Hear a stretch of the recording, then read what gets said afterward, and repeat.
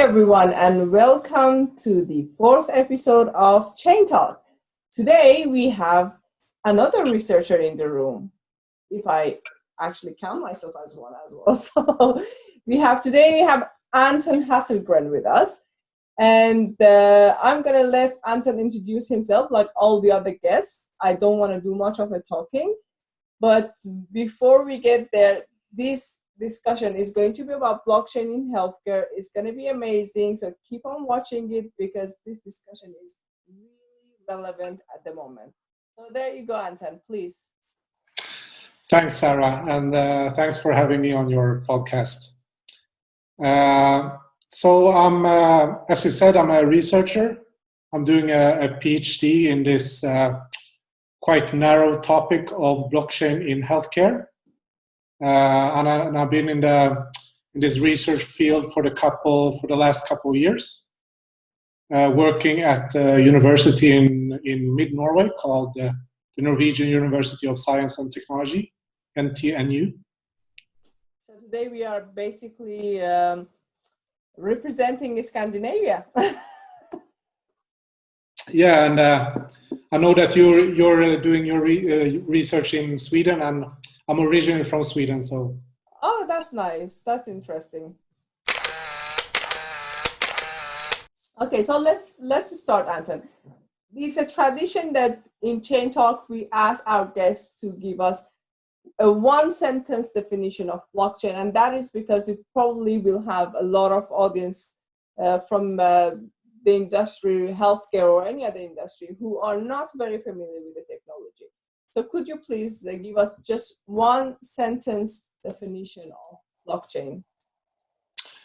Sure. And well, I mean, it's a little bit difficult task. I will give it a try. So I would say that blockchain is a decentralized, tamper-proof ledger. But you did it well.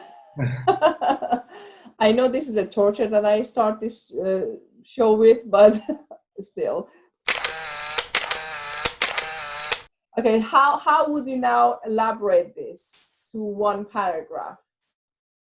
All right, so this question is actually quite interesting, and I think this is one of the topics within this field that still require some work, because at the moment we don't really have a fixed definition of blockchain. So even people that are working within this quite narrow topic of blockchain in healthcare, when we use the term blockchain, often we don't really talk about the same thing, or there's a risk that we don't talk about the same thing.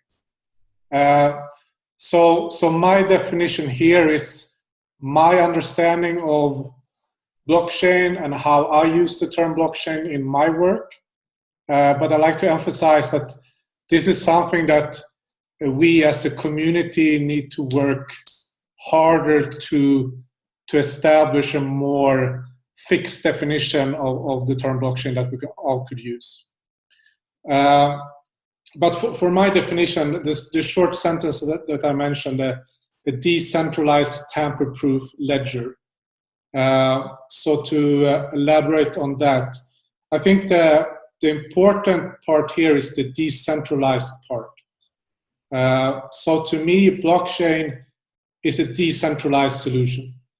And what that means is a little bit up to discussion, I guess. How many nodes, for example, in a network you need to have to call it decentralized. But at least to distinguish it from a centralized solution that I've seen quite often recently, that companies or other entities present solutions that are mainly a centralized solution that they have thrown some crypto stuff on and they call it blockchain. According to my definition, this is not blockchain and not what I mean when I talk about blockchain. So it's a decentralized, meaning that the ledger is distributed across several nodes in a network. It is tamper-proof, so it needs to have some kind of well-thought consensus mechanism. If that is going to be proof of work, proof of stake or whatever. There's so many consensus protocols now. At least they have some well thought consensus mechanism. And it is a ledger that I said is distributed amongst several nodes. Mm-hmm. So basically, for you, the decentralized attribute of this technology is highlighted. Yeah, I think so. Otherwise, I mean, as you probably know, and I think many of the listeners know as well, as when blockchain, as we know it, were introduced with Bitcoin. I mean, all the components of blockchain is not really new. I mean, we had a timestamp before. We had, I mean, all these components we had before, but it was just when you put them together and you show that this actually worked in the context of a cryptocurrency, that we sort of saw that this is something new. Then we could call it a blockchain. But then when you start to just pick some of these components out of blockchain, like timestamping, for example. If you take timestamping and you use it in some other centralized database, I mean, I don't think it's fair to call that solution a blockchain, because that is technology that has been existing since, I think, the 70s or so. Mm-hmm. How are you involved then, Anton, with the blockchain technology? So I'm doing research at the university here, and I'm at the medical faculty. My background is actually in that field, in public health and epidemiology. And I started looking into blockchain a few years ago. I found it very interesting. And the use cases within the health sector are many.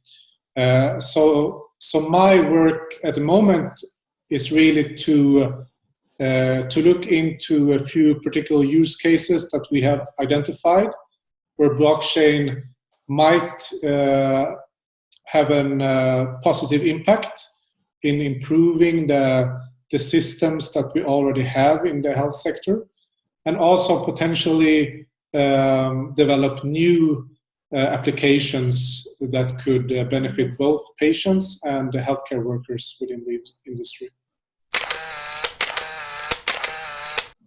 Well, I want to know what was the gap that you found in healthcare industry that actually attracted you to work on this, or and also like which attribute, like what characteristic of blockchain technology do you think benefits healthcare industry the most? All right. So for the first question, what gaps in the health care system? So I mean, it's quite common saying that the healthcare is 10 or 20 years behind other industries in development, and I think this is in some cases very true. I mean, there's some processes within healthcare that are so old in a way and not up to date and not very effective. One common example is that the fax machine is still a very common tool within the health sector. And I mean, a lot of people from my generation have probably not even seen a fax machine before. So this is a quite an interesting example. So with this in mind, that the healthcare hasn't gone as far as other industries in especially the digital development, we can identify a lot of gaps within healthcare and the health system that could be improved. And if these gaps can be improved by blockchain technology, that's another question. But it's quite interesting because we have a number of emerging technologies now that I think will have a big impact on the healthcare sector. AI is obviously one, Internet of Things one, and then blockchain would be the third. But still, blockchain in healthcare is very new topic. People start to look into this a few years ago. The first academic publication were published maybe 2016, I think maybe some 2015. But we have seen a real increase in the last years in academic research in this area. So there's a lot of people now, I wouldn't say a lot, but there are research groups now looking into this, and there are definitely use cases that have been identified, and there are some solutions that already been developed and tested, and some are actually currently in use as well. Mm-hmm. And if you want to give us for one example or as a solution that blockchain can offer to healthcare industry, what would that be? So I think it may be relevant to highlight the current situation that we are in the COVID-19 pandemic. I mean, in this situation that we are in now, there have been some suggestions in how blockchain could be utilized to improve some processes in this situation. And I think one is highly relevant that I know a lot of people are working on at the moment is the use case of immune certificates. So imagine that either that you have developed antibodies to the virus, or that you have received a vaccine. Both these cases will give you some immunity. The first one, we don't really know how long it will last and how effective that immunity will be, but at least it will probably give you some immunity. And the vaccine, hopefully if we have one, will do the same.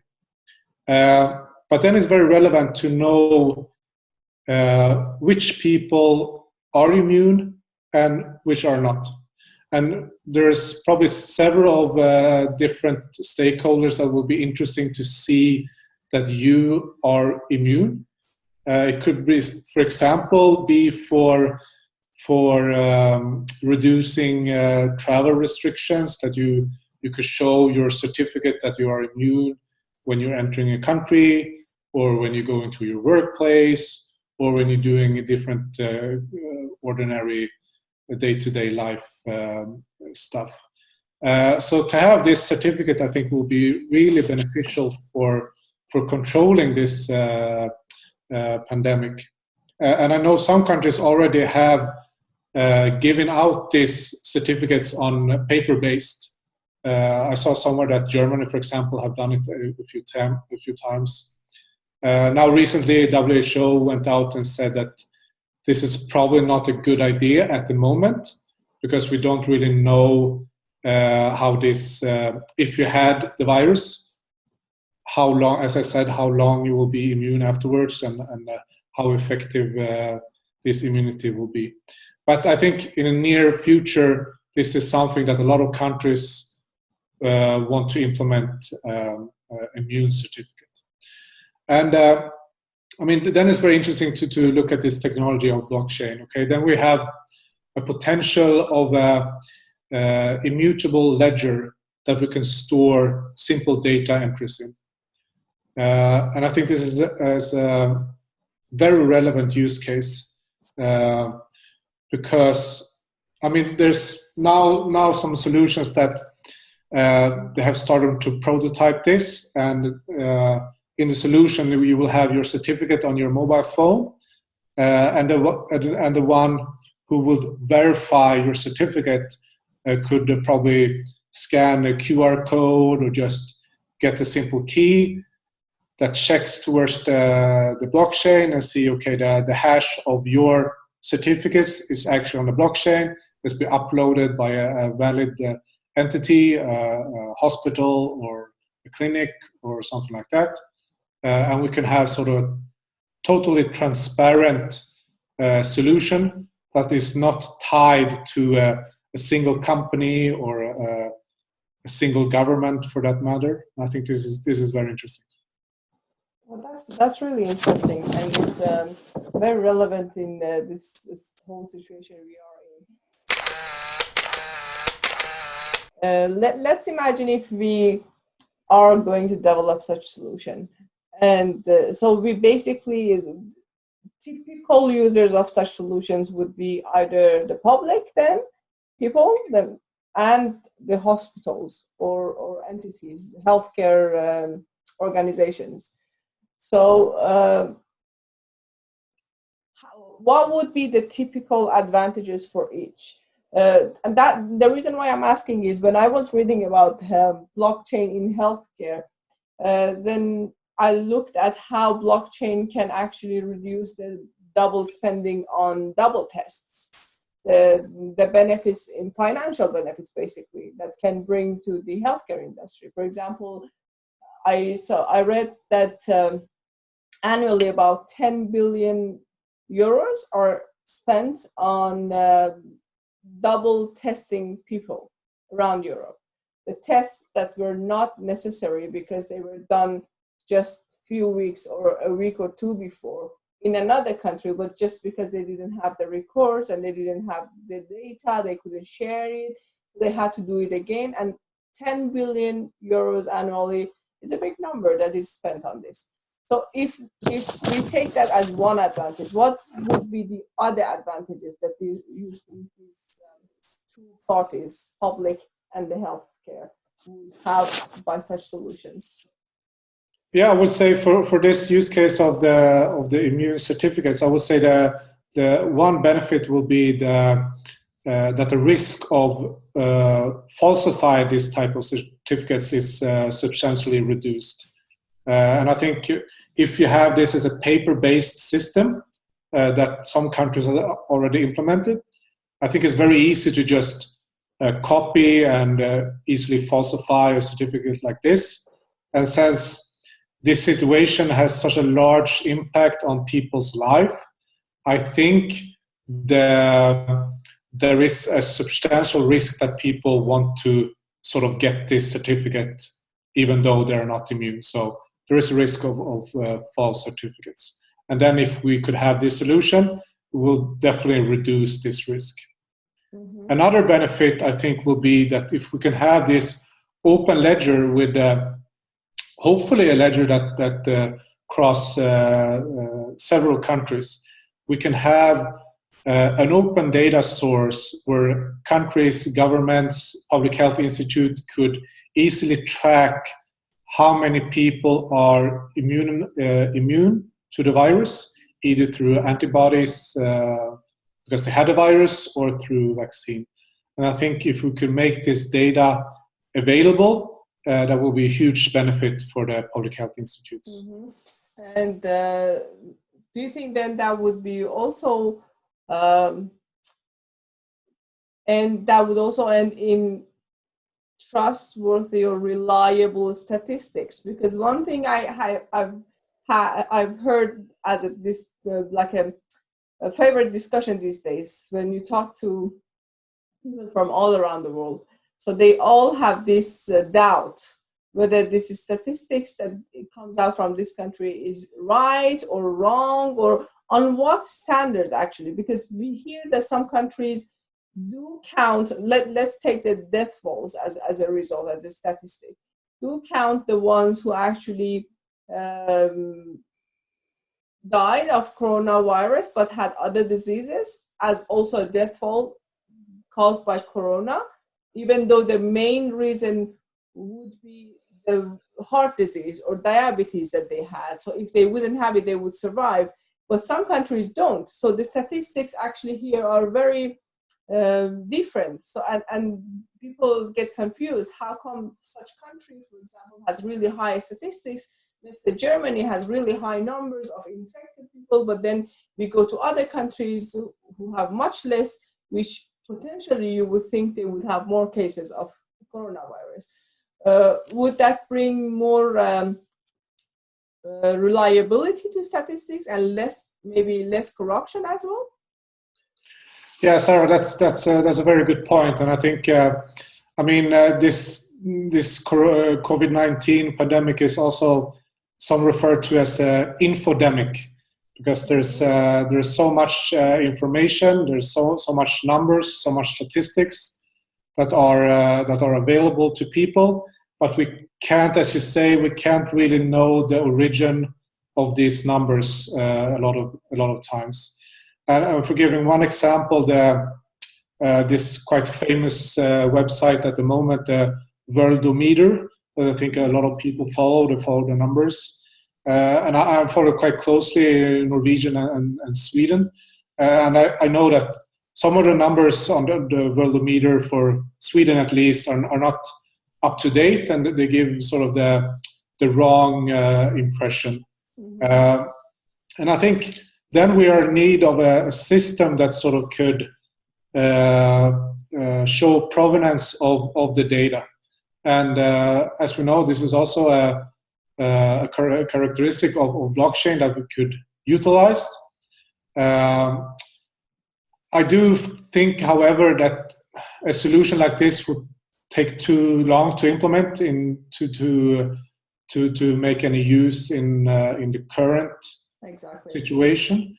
But I think we could and should prepare for another disease outbreak by that all countries prepare sort of their how they present their data, how they present their number, and how we could do this in a more transparent way, and how you as an ordinary citizen could follow and trace back the data to its original source. I think that could be a real benefit, and I think that would maybe mitigate the risk of misunderstandings and so on. Exactly. I also do agree that by the time we want to have such solutions for this current pandemic, it could be late, or it will take some time, but it's a potential that we need to see. Now that we are in this crisis, we know that we could have a solution that could actually benefit us in many aspects. So it's good to be prepared for the next, because there will be a next for sure. We never know that. We have experienced this in different ages. So it's good to just know that there is a potential technology that could help. Coming to the same point that we agree on, for it taking too long to get ready. Why? What do you think is the challenges for adoption of blockchain in healthcare? What is stopping it? Why would it take long? So I think general blockchain technology, I mean, we have the technology. We have use cases that could show that the technology is working and that is solid. But I think there's two things that needs that we need to work on. The first will be usability. So we need to have solutions that are more targeted towards the user. It should be very easy and convenient to use. I mean, the user of different blockchain applications doesn't necessarily care that there's a blockchain technology behind the application that they use, as long as it's working. So I think we should have more focus on usability. And the second thing is that we need to work towards implementation. We need to work towards acceptance. And in the healthcare sector, that means acceptance by both healthcare professionals and also higher up in the system by the health ministry, for example, in the country and other entities like that. So I think those are the two things that we need to work on. It's really interesting that you brought these points, because often if we speak, especially with technical people, and talk about the challenges, the obstacles on adopting such technology, they would focus a lot more on the technical side of the technology advancement, the infrastructural setups of all these technologies. But you rather talked more about acceptance or change resistance, or all these managerial and human factors, people factors towards this. Do you think they overweigh the technological obstacles? Yeah, in a way, and I think maybe we as researchers and sort of working in the field, I think we have overrated the need for the people's need to understand the technology. I don't think people really need to understand the technology in such a way that we have thought that they need to understand. I mean, they don't need to understand the cryptographic mechanism behind blockchain, because, I mean, we don't really care about that in other ordinary tasks that require cryptography. When we use our internet bank, for example, we don't care what kind of crypto stuff is behind that. We just care that it's working, that we feel that it's safe. And I think that the same will go for blockchain. We don't need to, as a user of a blockchain technology, I don't need to know everything about blockchain, how it works, and etc. I just need to work. I just need to know that it works and that it gives me some kind of benefit. Mm-hmm. I really do agree with that, and I always say that, for example, now let's consider now we are on Zoom and we are recording this and we're using internet. But do we really need to know how all these details are working behind it? We don't, because as long as we can benefit from this technology and we can make an advancement, we can make a progress in our work using it, then that's good enough. I was really happy by reading and also hearing what you just mentioned. But the question that I liked your answer the most, because it is quite a challenge for me to change phase from a practitioner to a researcher, because as a practitioner we do tend to be biased. So we talk either in favor or not in favor of a technology and we defend it. But when you become a researcher, it's a whole different story. You are trying to explore, you want to add to the knowledge, and so you're being totally unbiased. And when I read this answer of the question that you gave, I was like, he is being a true researcher. And I loved it. But now here I'm not a researcher. So, and the question was, do you believe blockchain will revolutionize healthcare industry? So I'll let you give your own answer. So just for the audience, the answers are yes, no, maybe, and then we would ask for justification. Okay, then my answer will probably be maybe.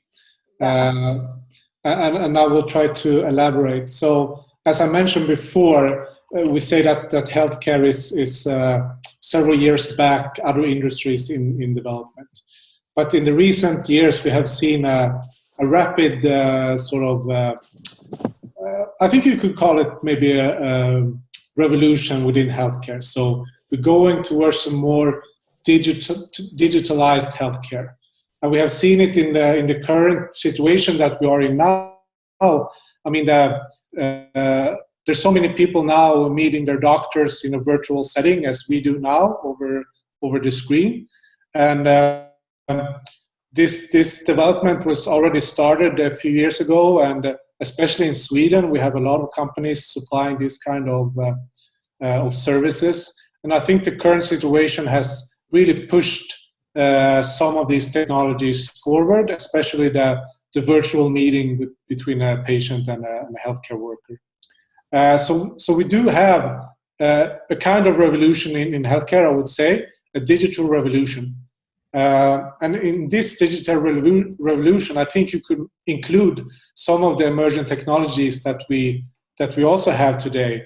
We're talking about AI, we're talking about maybe new diagnostic tools, and also to some extent blockchain. But I would be a little bit careful about saying that blockchain itself will revolutionize healthcare. And I'm careful about this for two reasons. The first one is, as we already touched upon, we don't really have a fixed definition of blockchain. So then it's difficult to say, okay, if we say that blockchain is going to revolutionize healthcare, what do we mean with blockchain when we say that? And the second reason would be that I think blockchain has the potential to improve some of the processes that we have in health informatics, for example. But I don't see that blockchain would present that much new applications towards a patient, for example. Mm-hmm. So we will be able to do the same things as we are today, but probably in a better way.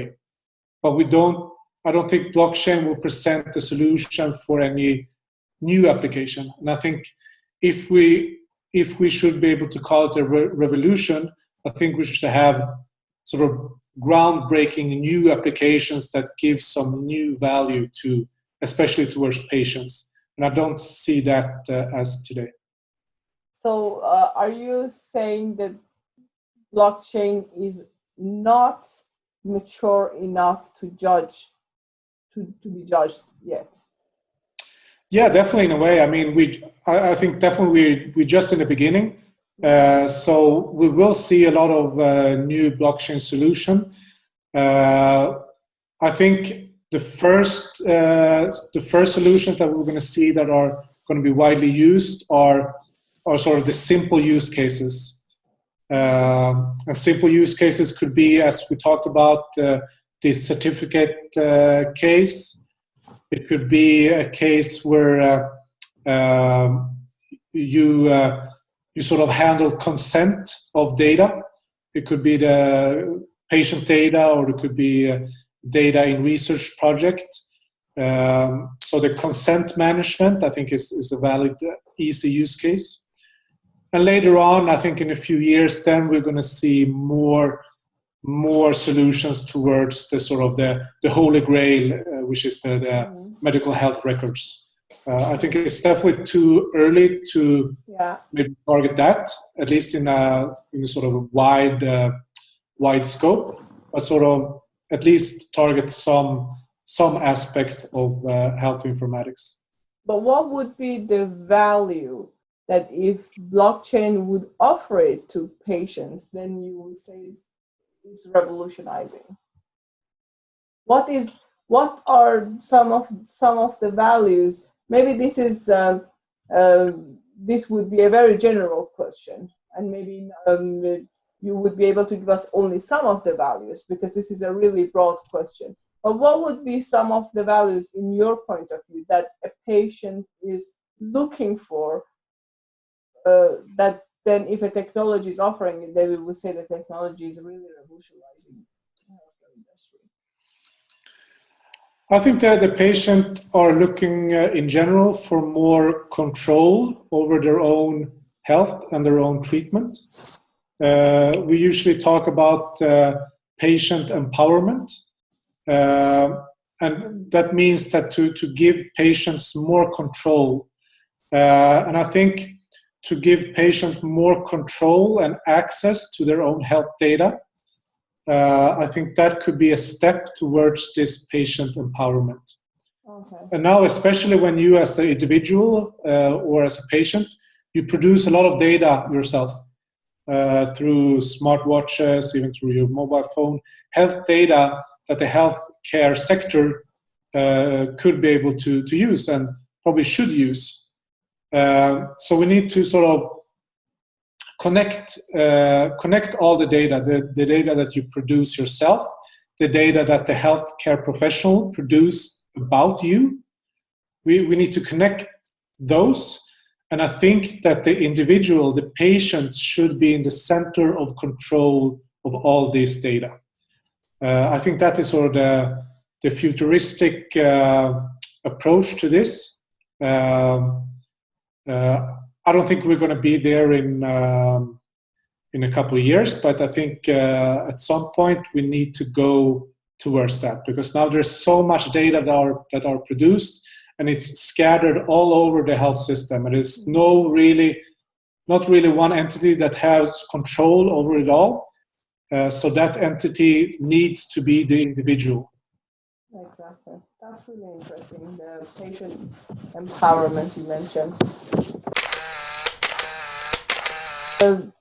I usually ask the guests, what do you think is the relationship between digital transformation and blockchain? And by that, what I mean is, uh, do you think a digitally advanced society would adopt blockchain easier or not?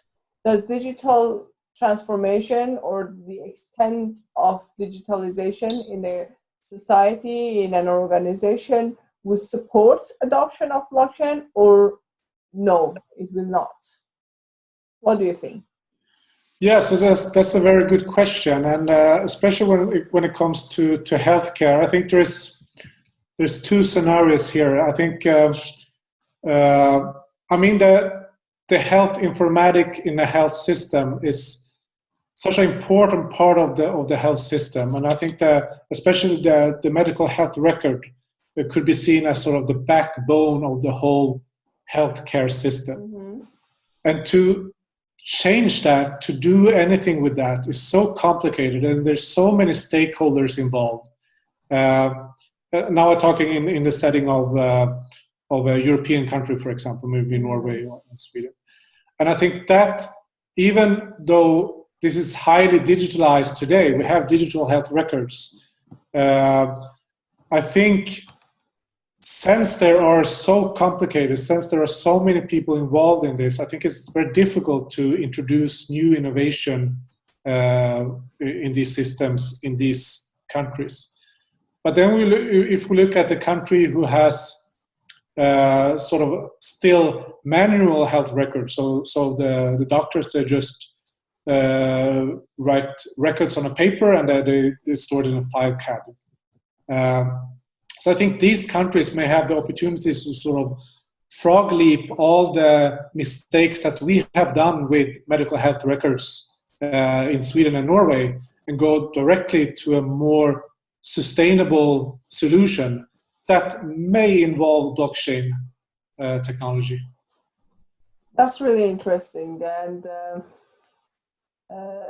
it's a very great point that you brought up. So in Sweden, we have really well digitalized health system. We have our digital records, and we as patients are at the center of control, at least to some extent. So I always thought that would it be easy for a country like Sweden, or do they really feel the need at all? Or even if they do, would it be easy for them to adopt a technology like blockchain? Or would it be easier for a country that is now totally on paper, now starting to digitalize? So, like you say, frog leap this whole experience and this whole journey and go advance. And that is what I personally think, at least for now, that less digitalized societies would probably be faster in adopting a technology like blockchain. Would be faster, but better or not, we can't really judge. But would be faster for them to adopt. It would be easier. There's less bureaucracy involved, less decision making at this involved. That would make it faster for them. Yeah, definitely. I think, yeah. Yeah, I agree, and it will be definitely interesting to see in the coming years which countries sort of adopt this technology with the first. Exactly. What is the status of adoption of blockchain in healthcare in general? Because we keep hearing about healthcare industry now really speeding up in blockchain technology. It was when the technology started, it was all about finance and banking, and then healthcare just jumped in, and now healthcare, we hear a lot about healthcare industry. What is the status of adoption of blockchain generally in healthcare industry? Sorry, I lost you there for a moment, Sarah, but I think I got your question. So the general adoption of blockchain in healthcare. Yeah. So I think there are several companies who claim that they have implemented different blockchain solutions. I think the problem there is that you don't really know the technology, what they call blockchain. You don't really know what that is. So again, back to the issue that we don't have a good fixed definition. But at least there are some companies who claim that they have implemented large-scale blockchain solutions in national health records, for example. Estonia is a common example. I think something is done in the UK as well. So there are examples of implemented blockchain solution, although we don't really know exactly what the term blockchain mean in these cases. In the academia, we see a lot of new research coming up every day, and maybe a year, 2 years ago, a lot of the research was just sort of theoretical approaches, very early stage proof of concept. Now we see more of more developed prototyping, more real world testing. So we're definitely getting closer and closer to see more implementation, I think, in the healthcare sector. So we already talked about the obstacles on adoption, but we didn't talk about the driving wheels. If you would want to name some factors as driving wheels of adoption of blockchain in healthcare industry, what would that be? So I think one driver would be that, I think in general we have sort of that people want to have more control of their own data. So the most recent scandals with Facebook and so on, people have become more aware of their personal data. And I think this will also now transform towards your health data. So people will be more aware of, okay, where is my health data, who have access to it, and so on, who benefits, who makes money from my health data without me knowing it. Exactly. I think these are questions that people will start to ask themselves, and when they do that, I think we will have sort of a driving factor to give patients more control over their own health data. So basically, you think the user demand is a driving wheel for adoption of such technologies? I think it almost has to be the user in this case of the health sector. If we look from the other side, from the health sector itself, the health professional that working with the health data, they're so used to their to the normal working procedures. I think it's difficult to think that the change is going to come from them. I think it has to come from the patient side. Great. So we are coming to the last question. How would you describe a future in healthcare industry with and without blockchain technology? That's like a fairy tale question. Okay. Yeah, so that's again a very interesting question. So I think in general we're going to see a lot of changes and a lot of development in the health sector the coming years. I think maybe AI will be the main driver of that change. Blockchain will probably also play a part. So I think in the future healthcare system, I think we're going to see more and more virtual healthcare.